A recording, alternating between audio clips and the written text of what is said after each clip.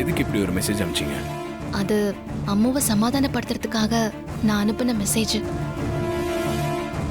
அப்ப நீங்க பரிகார பூஜை பண்ண போனது ரம்யாக்கு தெரியுமா? ஆ, அவளுக்கு தெரியுமே. அவ தான் இந்த பூஜைக்கு எல்லாமே ஏற்பாடு பண்ணா.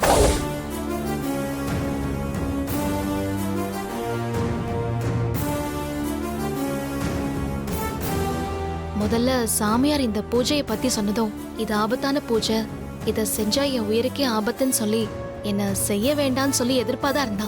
அப்ப அவளை சமாதானப்படுத்துறதுக்காக தான் நான் இந்த வாய்ஸ் மெசேஜ் அனுப்பினேன். அந்த சாமியார் உங்களுக்கு எப்படி தெரியும்? அம்முதாங்க என்ன கூட்டிட்டு போனா. ரம்யாக்கு எப்படிங்க அந்த சாமியாரை தெரியும்?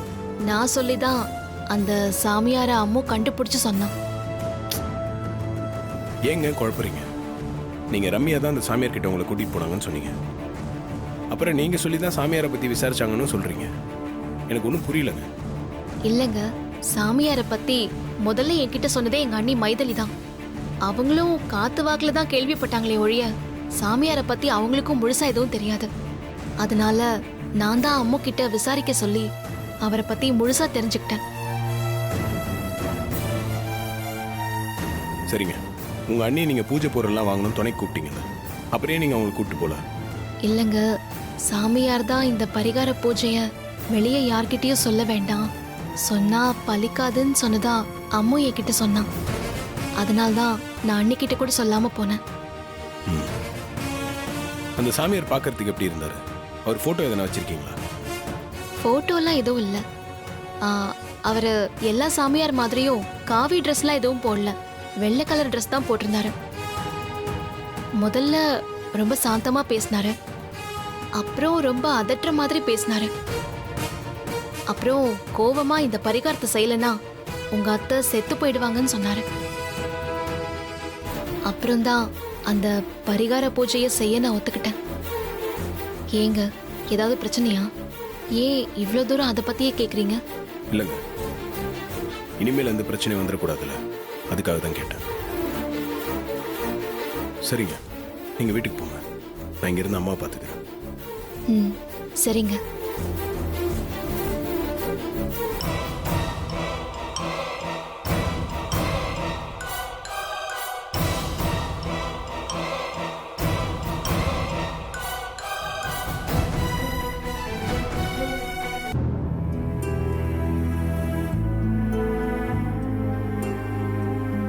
எடுத்துக்கோங்க, இந்தாங்க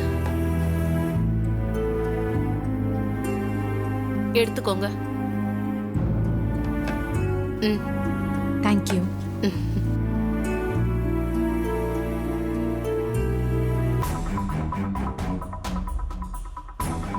ரம்யா, உன்கிட்ட ஒரு விஷயம் கேட்கணுமா? சொல்லுங்க அங்கிள். உன்னை பரிகாரம் செய்ய சொன்னதா ஒரு சாமியாரை பத்தி சொன்னல? ஆமா அங்கிள். அந்த சாமியார் யாரு, எங்க இருக்காரு?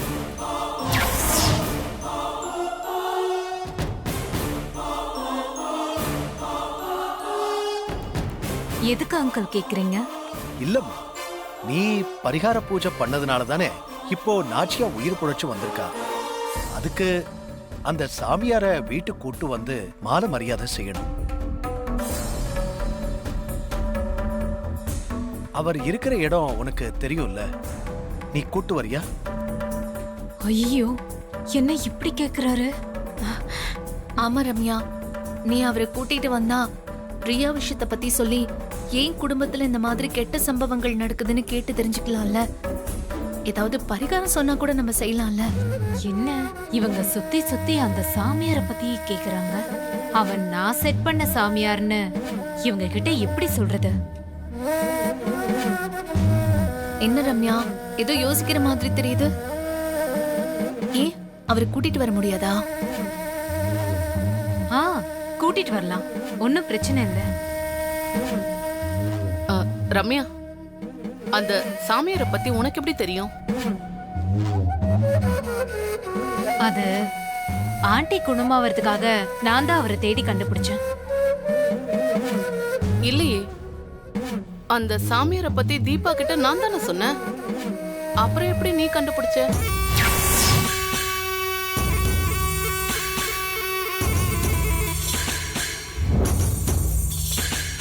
இல்ல தீபா சொல்லிதான் அந்த சாமியாரை கண்டுபிடிச்சேன்.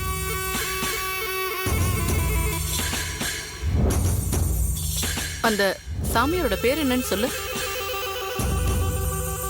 ஆ, அது வந்து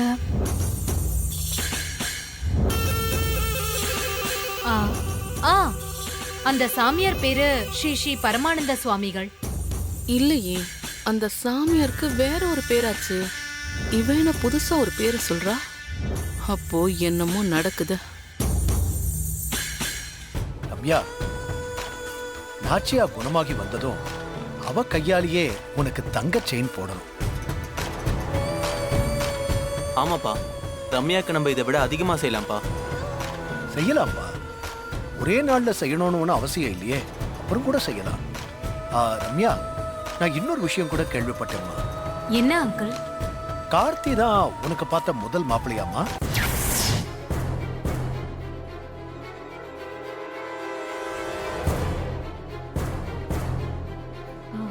யார் அங்கிள் சொன்னது? நாச்சியாதாமா என்கிட்ட சொன்னா. அவளும் மீனாட்சியும் உங்க வீட்டுக்கு வந்திருந்தப்போ உங்க அப்பா தான் இந்த விஷயத்த சொன்னாராமே.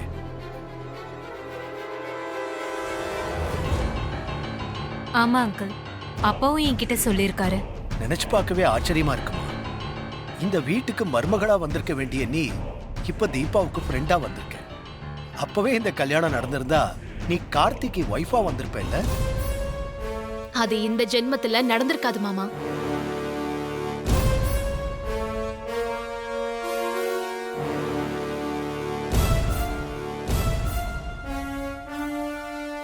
ஆமா மாமா, நான் தான் அவருக்கு மனைவி ஆகணுங்கிறது அந்த கடவுள் போட்ட கணக்கு. அதை யாராலையும் மாத்த முடியாது.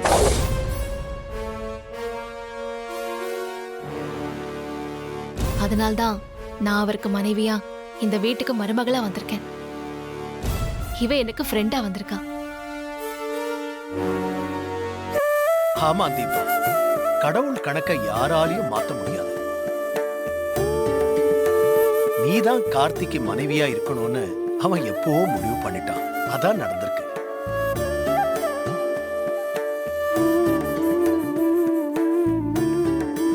நாச்சியா குணமாகி வந்ததும் நீ கழட்டி வச்ச தாலிய அவ கையால எடுத்து கொடுத்து கார்த்திக் கையால உன் கழுத்துல கட்ட சொல்லுவேம்மா. ரம்யாவுக்கும் அவ கையாலேயே தங்க செயின் போட வைக்கிறேன். உனக்கு தாலி, உன் ஃப்ரெண்டுக்கு செயின். போதுமா? ஹே தீபா, எனக்கு செயின் உனக்கு தாலியா? அத உனக்கு செயின் எனக்கு தாலின்னு மாத்தி காட்டுறேன். அப்புறம் நான் இந்த வீட்டு மருமக, நீ எனக்கு ஃப்ரெண்டுன்னு எல்லாம் தலைகீழா மாற போகுது பாரு. காஃபி குடிமா, ஆறிட போகுது.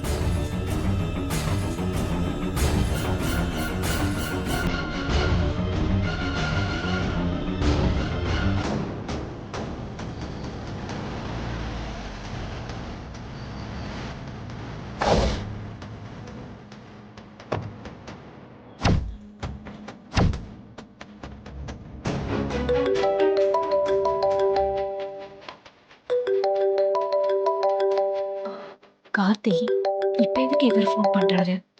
ஹலோ ஹலோ ரம்யா, நான் உங்களுக்கு ஒரு லொக்கேஷன் ஷேர் பண்ணுறேன். நீங்கள் இங்கே வந்துடுறீங்களா? நான் உங்ககிட்ட கொஞ்சம் பேசணும். ஓகே. ம். அங்கிள், எனக்கு கொஞ்சம் வேலை இருக்கு, நான் கிளம்புறேன். சரிம்மா. வரேன். வரேங்க. வரேன் தீபா.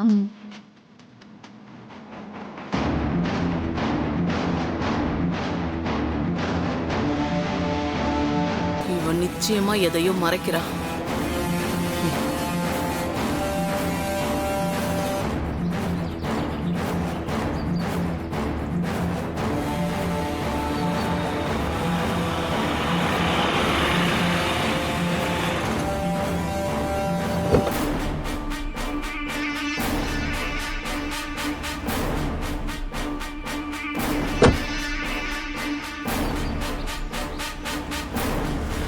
என்ன கார்த்தி, போன்ல என்ன உடனே பார்க்கணும்னு சொன்னீங்க, என்ன விஷயம்?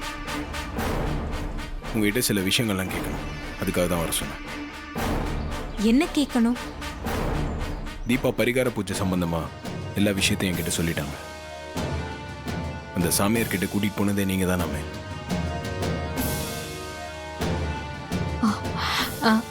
ஆமா, நான் தான் கூட்டிட்டு போனேன். அப்ப தீபா பரிகார பூஜை பண்ண போறது உங்களுக்கு முன்னாடியே தெரியும் இல்லையா? அதையே என்கிட்ட சொல்லாம மறைச்சிங்க. அது வந்து கார்த்தி, நான் தீபாவை தேடிட்டு இருக்கும்போது கூட உங்களுக்கு ஃபோன் பண்ணி அவங்கள பத்தி எதனா தெரியுமான்னு நான் கேட்டேன். அப்போ கூட நீங்க இந்த சாமியாரை பத்தியோ இல்ல இந்த பூஜையை பத்தியோ என்கிட்ட எதுவுமே சொல்லி ஏன் மறைச்சிங்க? நான் உங்ககிட்ட வேணும்னு எதுவும் மறைக்கல கார்த்தி. அந்த சாமியார் மேட்ரு முடிஞ்சு போன சமாச்சாரம், அதனால தான் நான் உங்ககிட்ட எதுவும் சொல்லல. நீங்க சொல்றது எனக்கு புரியல. முதல்ல நானும் தீபாவும் ஆண்டி உயிரை காப்பாத்துறதுக்காக அந்த சாமியாரை பார்க்க போனோம். அப்ப அவரு தண்ணியில மிதக்கிற பரிகார பூஜையை சொல்லி இத செஞ்சா உங்க மாமியார் பொழைச்சுப்பாங்கன்னு தீபா கிட்ட சொன்னாரு. எனக்கு அதுல உடன்பாடு இல்லாததால நானும் அதை ஏத்துக்கல. தீபா கிட்டே இந்த பரிகார பூஜை வேணான்னு ஸ்ட்ரிக்டா சொன்னேன். அதோட அந்த ப்ராப்ளம் முடிஞ்சதுன்னு நானும் நினைச்சேன். ஆனா தீபா எனக்கு தெரியாம அந்த சாமியார் கிட்ட பேசி இந்த பூஜைக்கு ஏற்பாடு பண்ணுவான்னு நான் கொஞ்சம் கூட எதிர்பார்க்கவே இல்லை. அதுக்கப்புறம் நடந்த விஷயம் தான் நான் உங்ககிட்ட சொல்லிட்டேனே.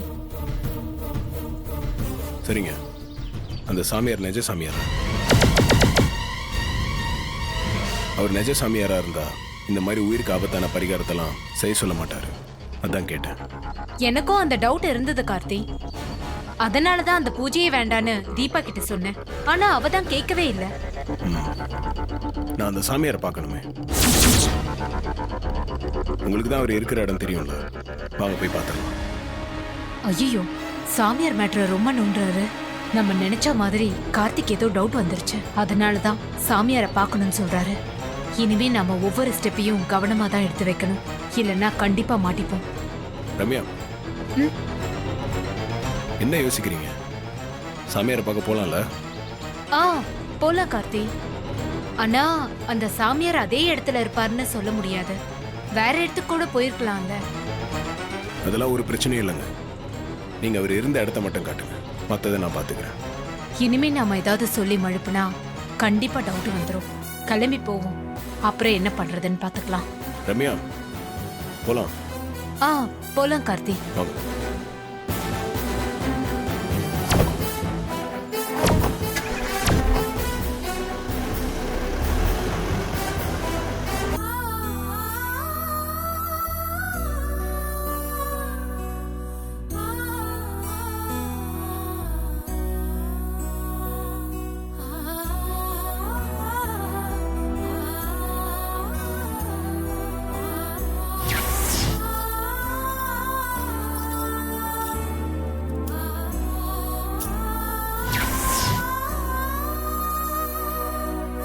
நீங்க நல்லபடியா உயிரோடு திரும்பி வந்து இந்த தாலியை உங்க புள்ள கையில கொடுத்து என் கழுத்துல கட்ட சொல்லணும்.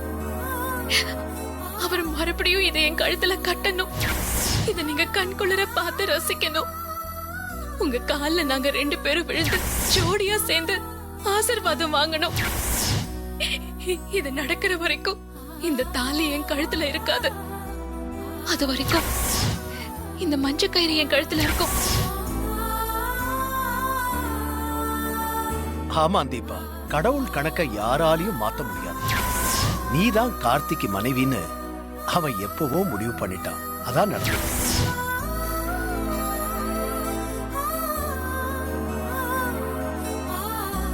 நாச்சியா குணமாக்கி வந்ததும் நீ கழட்டி வச்ச தாலிய அவ கையால எடுத்து கொடுத்து கார்த்திக் கையால உன் கழுத்துல கட்ட சொன்ன.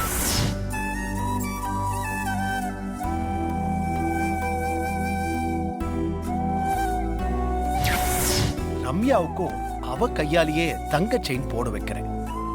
உனக்கு தாலி, உன் ஃப்ரெண்டுக்கு செயின். போதுமா?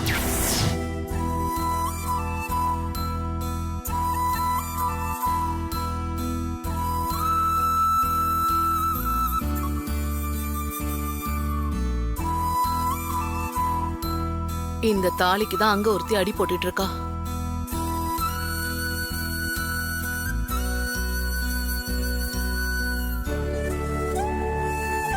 தீபா,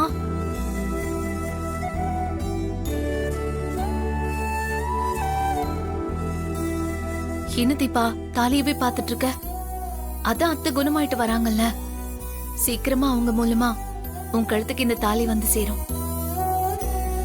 நான் கூட பயந்துட்டே இருந்தேன், நீ பாட்டுக்கு தாலிய கட்டிட்டு திடீர்னு சபதம் போட்டுட்டியே, அதனால ஏதாவது பிரச்சனை வந்துருமோன்னு. நல்ல வேலை அப்படி எதுவும் வரல. இப்பதான் கொஞ்சம் சந்தோஷமா இருக்கு. அப்படி இல்ல, இப்பவும் இவ தாலிக்கு பிரச்சனை தொடர்ந்துகிட்டு தான் இருக்கு.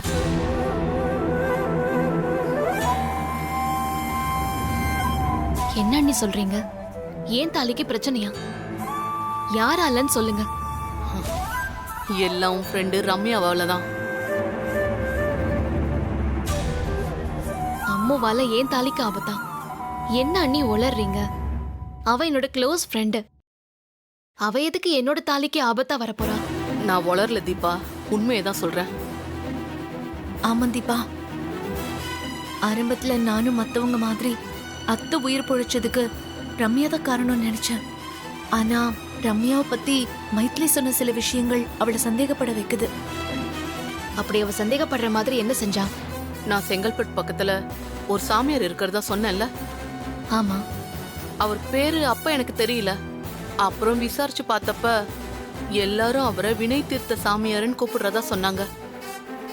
ஆனா ரம்யா கிட்ட நான் சாமியார் பேரை பத்தி கேட்டப்ப ஸ்ரீ ஸ்ரீ பரமானந்த சுவாமிகள்னு தப்பா சொன்னா. அப்பவே எனக்கு அவ மேல டவுட் வந்துருச்சு. அது மட்டும் இல்ல, உன் அத்தைக்காக நீ தானே பரிகாரம் பண்ணணும். ஆனா அவ உனக்கு பதிலா பண்ணேன்னு சொல்றதெல்லாம் நம்புற மாதிரி இல்லையே. அவ எதுக்கு உனக்காக பண்ணணும்? நான் அவளோட க்ளோஸ் ஃப்ரெண்ட் அண்ணி. நான் கஷ்டப்படக்கூடாதுன்னு அவ எனக்காக பண்ணிருக்கான்ல. எங்களுக்கு இன்னொரு டவுட்டும் இருக்கு தீபா. நீ யாரையும் துன்புறுத்துற மாதிரியும் புண்படுத்துற மாதிரி பேசவும் மாட்ட, நடந்துக்கவும் மாட்ட. உன் சுபாவம் அப்படி. ஆனா நீ ரம்யாவை பீப்பாயில அடிச்சு ஆணி வச்சு அடிச்சு ஆத்துல விட்டேன்னு சொல்றதெல்லாம் எப்படி நம்புறது? அதான்க்கா எனக்கும் புரியல. அந்த பெண் சாமியார் என் கையில மஞ்ச கயித்து கட்டினாங்க. அதுக்கப்புறம் நடந்த எதுவுமே எனக்கு ஞாபகத்துல இல்ல.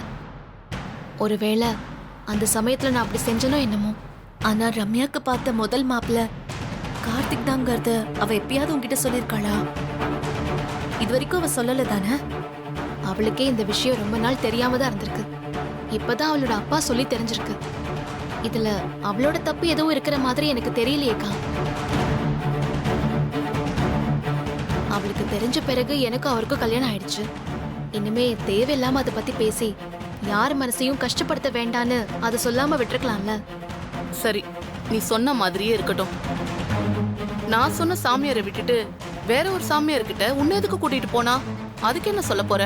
அண்ணி, நீங்க முதல்லயே சாமியாரை பத்தி கரெக்டா சொல்லிருந்தீங்கன்னா அவ அந்த சாமியார் கிட்ட என்ன கூட்டிட்டு போயிருப்பா. நீங்க இப்பதானே அவரோட பேரையே சொல்றீங்க.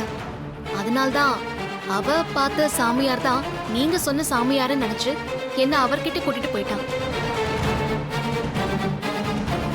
நீங்க நினைக்கிற மாதிரி அவ தப்பான பொண்ணெல்லாம் இல்ல. சந்தர்ப்ப சூழ்நிலையால அவ தப்பா தெரியறா, அவ்வளவுதான். ஏய், என்ன இவ நம்ம எது சொன்னாலும் நம்பவே மாட்டேங்கிறா. இவ வாழ்க்கைய ரம்யா தட்டி பறிச்சிருவாளோங்கிற பயத்துல நம்ம இதெல்லாம் சொல்லிக்கிட்டு இருக்கோம். அத கொஞ்சம் கூட நம்பாம அவளுக்கு ஆதரவாவே பேசிட்டு போறா. இவள என்னதான் பண்றதுன்னு தெரியல. விடு மைத்திலி, ரம்யா மேல இருக்கிற நட்பு அவ கண்ணை மறைக்குது. சீக்கிரமா அவளுக்கு எல்லாம் உண்மையும் தெரிய வரும். அப்ப அவளே ரம்யாவை பத்தி புரிஞ்சுப்பா. அது வரைக்கும் நம்ம தான் கொஞ்சம் பொறுமையா இருக்கணும். வா. ம்.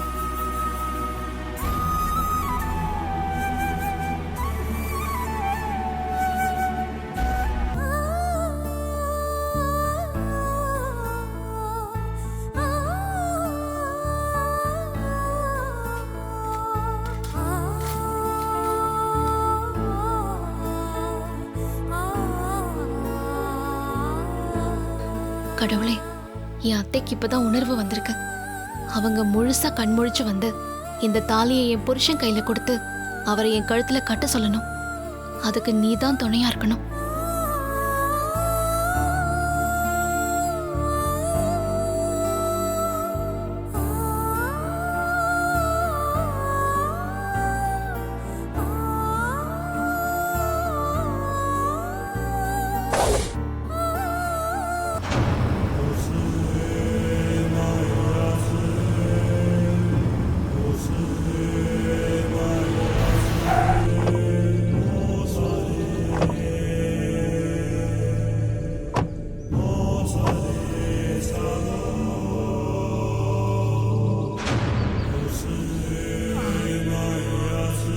இந்த இடத்துல தான் அந்த சாமியார் இருந்தாரு. இங்கதான் அவரை பார்த்து பேசினேன்.